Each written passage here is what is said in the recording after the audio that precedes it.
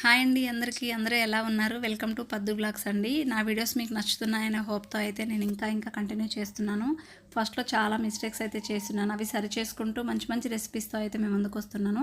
తప్పకుండా నా ఛానల్ మీకు నచ్చితే, కొత్తగా ఎవరైనా చూస్తే తప్పకుండా సబ్స్క్రైబ్ చేసుకోండి. మీకు నచ్చితే గనక మీరు ఇచ్చిన కామెంట్స్ వల్ల కూడా నాకు చాలా యూజ్ అవుతుంది.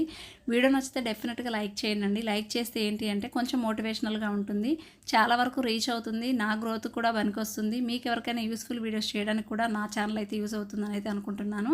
తోటకూర పెసరపప్పు కర్రీ చూడండి ఎంత బాగుందో. టేస్ట్ కూడా చాలా బాగుందండి. ఎలా ప్రిపేర్ చేయాలో ఈరోజు అయితే చూసేద్దాం.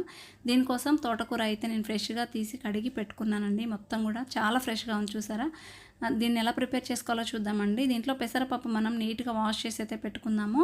వాష్ చేసి దీన్ని అయితే మనం కొంచెం వేడి చేద్దామండి. పెసరపప్పుని ఉడికించుకోవాలి.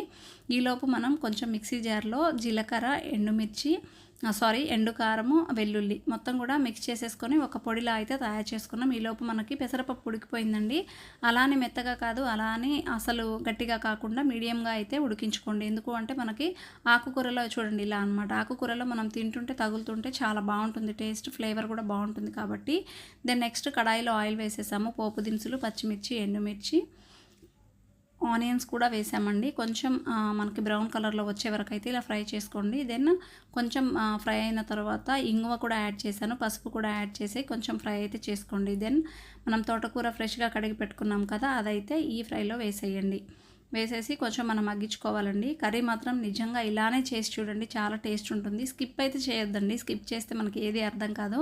నేను కొన్ని పొరపాట్లు ఇలా చేసే చాలా వరకు కొన్ని పొరపాట్లు చేస్తేనే మనం తెలుసుకుంటాం కదా. కోర్స్ మీకు నా వీడియోస్ నచ్చితే, నాదనే కాదండి ఏ వీడియో చేసినా మీకు నచ్చింది అని వీడియో ఓపెన్ చేస్తే స్కిప్ చేయకుండా ఎండింగ్ వరకు చూడండి. ఎంతో కొంత మీరు తెలుసుకుంటారనే చిన్న హోప్తో అయితే చెప్తున్నాను. ఇలా మొత్తం మిక్స్ చేసి ఒక 5 మినిట్స్ అయితే అలా ఉడికించుకుందామండి. కొంచెం మనకి ఆకుకూర కదా, పచ్చి వాసన అనేది పోయే వరకు అయితే ఇలా ఉడికించుకుందాము.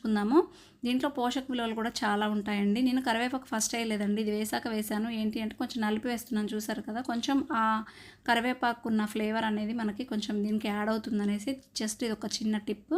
దెన్ నెక్స్ట్ మళ్ళీ ఒక కాసేపు అయితే ఉడికించుకుందాం. చూసారు కదా మొత్తంగా ఫ్రై అయిపోయింది చాలా వరకు. మీకు ఆయిల్ కూడా ఎక్కువ కనిపించట్లేదు చూసారండి. ఆకుకూర కాబట్టి పోషక విలువలు పోకుండా దీన్ని అయితే మంచిగా యూజ్ చేసుకోవాలి మనం వండుకునేటప్పుడు. దీంట్లో మనం ముందుగా ప్రిపేర్ చేసి పెట్టుకున్న ఈ కారం అయితే నేను యాడ్ చేశానండి. ఏంటి అంటే మనకి వెల్లుల్లి, జీలకర్ర వేసాం కదా, ఇదంతా మిక్స్ చేసే వరకు అదొక టైప్ ఆఫ్ ఫ్లేవర్ అయితే వస్తుంది కాబట్టి ఇలా ప్రిఫర్ చేశాను నేను. మీకు ఇష్టమైతే నార్మల్గా కూడా కారం వేసేసుకోవచ్చు, అలా ఇంట్రెస్ట్ లేని వాళ్ళు. దెన్ ఉడికిపోయిన తర్వాత మనం పెసరపప్పు యాడ్ చేస్తున్నాం. చూసారు కదా చూడడానికి ఎంత గుడ్ లుకింగ్గా ఉందో. టేస్ట్ కూడా చాలా బాగుంది. మీకు చపాతీలో ఇంకా బాగుంటుందండి. అండ్ మీరు రైస్లో తినాలి అంటే కొంచెం రసం ప్రిపేర్ చేసుకొని అయితే తినొచ్చు.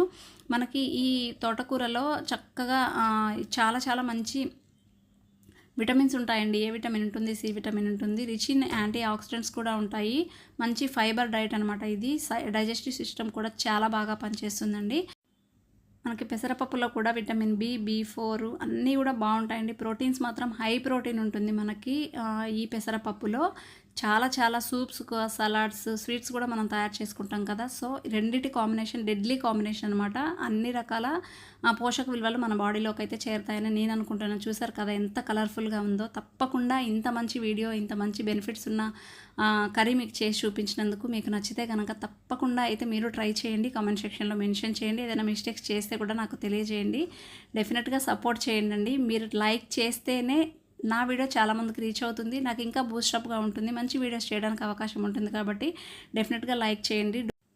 చూడండి డెకరేషన్ కూడా ఎలా చేశానో మీకు నచ్చాలని. ఇంత బాగున్న కర్రీని బాగా చూపించాలి కదండి. వీడియో నచ్చిందని అనుకుంటున్నాను. Do subscribe my channel. Thank you all.